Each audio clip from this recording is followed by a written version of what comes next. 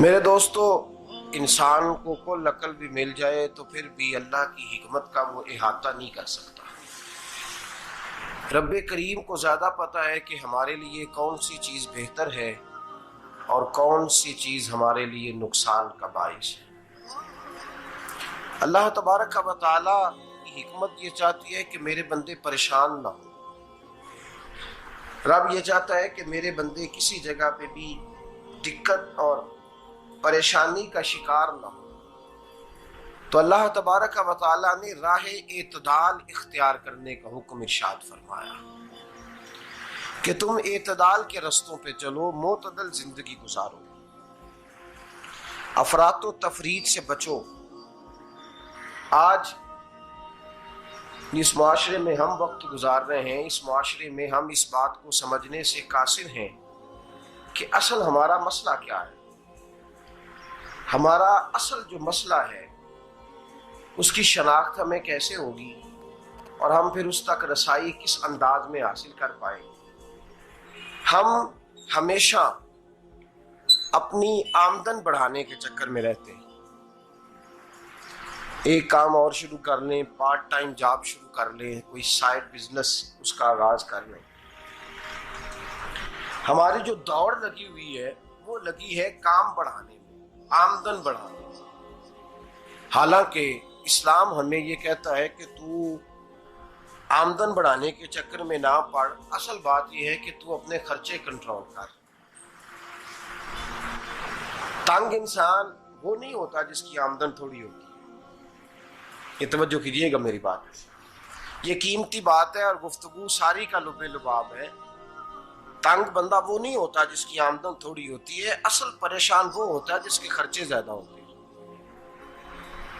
اور ہمارا جو روزمرہ کا نقصان ہو رہا ہے نا، وہ آمدن کے معاملات میں نہیں ہو رہا۔ بنیادی نقص جو واقعہ ہو رہا ہے وہ یہ ہے کہ ہمارے اخراجات زیادہ ہیں، اور وہ اخراجات کسی اور نے نہیں بڑھائے، وہ خرچے ہم نے خود بڑھا لیے ہیں اور اب ہمیں اس کا نقصان بھگتنا پڑ رہا ہے۔ اور اگر آپ صحیح معنوں میں ٹٹولیں تو جو بہت امیر لوگ ہیں وہ تو ان خرچوں سے بچ گئے۔ میں نے بہت سارے ایسے ختمات میں شرکت کی ہے، میں بہت ساری ایسی جگہوں پہ گیا ہوں کہ جہاں لوگوں نے بڑا مختصر سا ختم دلایا ہے تو ہو گیا ہے ختم۔ ختم کے معاملے میں کب کسی نے پابندی لگائی ہے کہ اس میں 200 آدمی شریک ہوگا تو تب یہ سال ثواب صحیح ہو سکے گا؟ کون کہتا ہے؟ یا شادی کے موقع پر اگر سارے بہن بھائیوں کو نہ بلایا گیا تو میری شادی پایہ تکمیل تک نہیں پہنچے گی، اس میں برکت نہیں ہوگی، یہ کس نے فتویٰ دیا ہے؟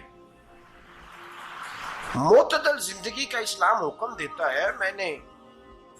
میں پڑھ رہا تھا کہ ایک بہت بڑا صدر ہے، غالباً سوڈان کے صدر کی بات ہو رہی تھی، تو اپنے بیٹے کی بارات لے کے گیا تو 4 لوگ گئے ہیں بارات، اور 15 لوگوں کا اس نے اہتمام کیا اپنے گھر میں کھانا کھانے کا۔ تو کیا شادی ہو گئی کہ رک گئی؟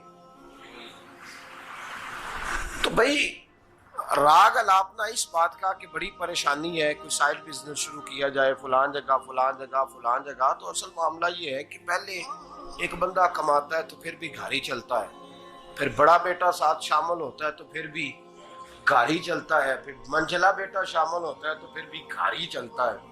جو رونا دادا جی رویا کرتے تھے کہ بڑی مصیبت ہے، بڑی مشکل ہے، گاؤں میں رہ اکیلے ہوتے تھے اور وہ 5 بچوں کو اور 4 بچیوں کو وہ پالتے تھے، تو جو وہاں پریشانی تھی وہی آج پریشانی شہر میں آ کر پڑھ لکھ کر موٹی تنخواہ لے کر وہی پریشانی ہمیں ہے۔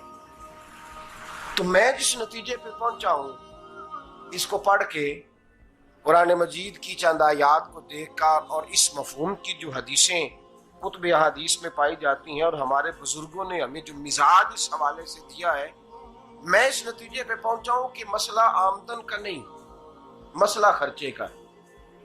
ہمارے خرچے بنیادی طور پر زیادہ، اور اگر پھر ہم زیادہ بوجھ خواتین پہ ڈالتے ہیں کہ وہ مطالبے زیادہ کرتی ہیں، اور اگر آپ مجھ سے پوچھیں تو خواتین کی بھی اگر کسی جگہ کوئی عادت خراب ہوتی ہے تو اس میں اصل کردار اس کا ہوتا ہے جو وہ عادت خراب تو کیوں اپنے گلے سے اتار کے آپ کسی کے گلے میں بات ڈالنے کے چکر میں ہیں؟ وہ خواتین کی طبیعت نہیں ایسی ہے. اصل بات یہ ہے کہ ہم نے عادت ڈالی ہے، ہم نے یہ مزاج ان کو دیا ہے تو ان کا بنا ہے، نہ کیسے بن سکتا.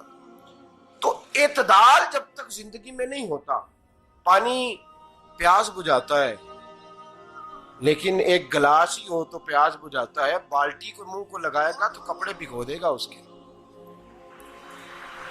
حالانکہ پانی بری چیز کا نام نعمت ہے نا بہت بڑی اللہ کی، لیکن پیالے میں ہی اچھا لگتا ہے. کوئی مٹکا منہ کو لگائے گا تو تانگ ہوگا، پیالہ ہی بہتر ہے اس کے لیے. تو میرے دوست، مٹکے سے بھی بعض اوقات کام چل جاتا ہے، لیکن اگر کوئی کہے نہیں مجھے دریا ہی چاہیے تو اس کا تو گھر بہ جائے گا، سارا گھر بہ جائے گا اس کا. ہمیں دریا قابو کرنے کا موڈ بنایا ہوا ہے تو اس سے گھر بہا کرتے ہیں، اس سے گھر بنا نہیں کرتے. گھر پیالے سے پانی پینے سے بنتا ہے. اگر تو دریا پہ قبضہ کرنے کا موڈ بنائے گا تو گھر بنے گا نہیں، گھر بہ جائے گا. آگ نہ ہو تو کھانا پک نہیں سکتا، لیکن ہلکی آنچ سے کھانا پکتا ہے. اور اگر آنچ تیز کر دی جائے تو جی قرینے قیاس بات کر رہا ہوں، میں عقل سے ماورا نہیں کر رہا. قرینے قیاس سمجھانے کے لیے مثالیں دے رہا ہوں. ہلکی آنچ پہ کھانا پک جاتا ہے اور آگ تیز ہو تو کھانا جل جاتا ہے. تو کھانا اتنی دیر کھانے کے قابل رہتا ہے جب تک وہ ہلکی آنچ پہ پکتا ہے. تو جتنی مرضی تو کہتا ہے نہیں میرا گزارے نہیں، آگ تیز ہونی چاہیے، تو میاں جل جائے گا، جل جائے گا. ہوا نہ ملے تو سانس نہیں آتی، ٹھیک ہے؟ آکسیجن نہ ہو تو سانس، ہوا نہ چلے تو گزارا نہیں ہوتا. لیکن اگر تیز چلے نا، اگر تیز چلے تو آندھی اور طوفان بن جائے تو چھتیں گرا دیتی ہے، جانیں لے لیتی ہے. ہم ہیں طوفان کے چکر میں، ہم ہیں دریا کے چکر میں، ہم ہیں بڑے لاؤ کے چکر میں. تو میاں ہلکی آنچ ہی اچھی ہے، یاد رکھ. اور ایک گلاس پانی کا اعتدال سے ملتا رہے تو وہی ملتا رہے، ضرورت کے وقت وہی بہتر ہے. تو پورے دریا پہ قبضہ کرنے کا پروگرام نہ بنا، تانگ ہو جائے گا. اور میرے عزیز یاد رکھ، ہوا سانس لینے کے مطابق ملے تو وہی اچھی ہے، جو سانس بند کرنے پہ آ جائے وہ ہوا اچھی. ہم نے چکر چلا لیا ہے کہ زیادہ پیسہ، راتوں رات پیسہ، لمبا پیسہ، یہ پلاٹ بھی میرا، وہ پلاٹ بھی میرا، گجرانوالا بھی، گجرات بھی، لالا موسیٰ کھاری اور پنڈی تک جہاں میں جاؤں میرے نام کی تختیاں لگی ہوئی ہونی چاہیے. اسلام منع